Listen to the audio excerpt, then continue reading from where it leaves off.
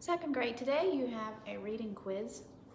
So you can think about that and get ready to study your section 2 in the We Remembers and also the Bible verses.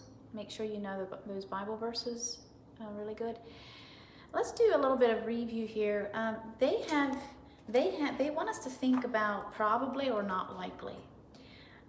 A goldfish would be a good pet for someone who likes a quiet house. Well, I think that would be probably, because goldfish, they don't really squawk around a lot and say much. So goldfish would be a good pet to have if you want a quiet house. And then the next sentence is a parrot would be a good pet for someone who likes a quiet house. And not likely, because parrots, they make a little bit more noise than what a goldfish would, actually quite a bit more noise. So probably and not likely.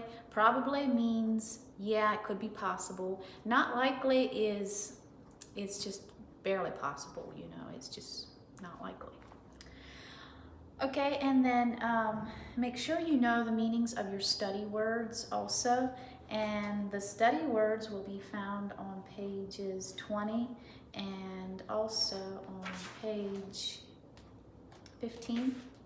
So you can make sure you know your study words really good for that. Yeah. And your instant recall words, it says to read an instant recall word list to your teacher. Maybe you can read it to your mom or older sister or something. You should try to read it to someone before you start your quiz. And then also use the checklist to review for quiz 2 there in your books. Use that checklist. So let's look over here on the board yet just a little bit. Today I circled the correct pronunciations, ways to say these words. So we have O-U-G-H, words with O-U-G-H in them. Fought, this is the correct way because this says fought, this says foot. Though, we have either though or thaw, though is correct. Trough, we either have tro or trough, trough is correct. And then we have through, through or through is correct. Drought, drought or droot, drought is correct.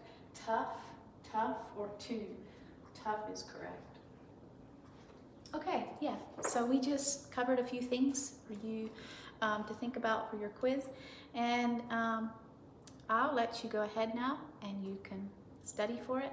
Be really careful when you go do your quiz to read that story in there really carefully before you write down an answer. Read your story really carefully. Maybe it'd be good if you go in a quiet room or something, really quiet room, and so you can think really good on what you're reading. Okay, I'll talk to you tomorrow again.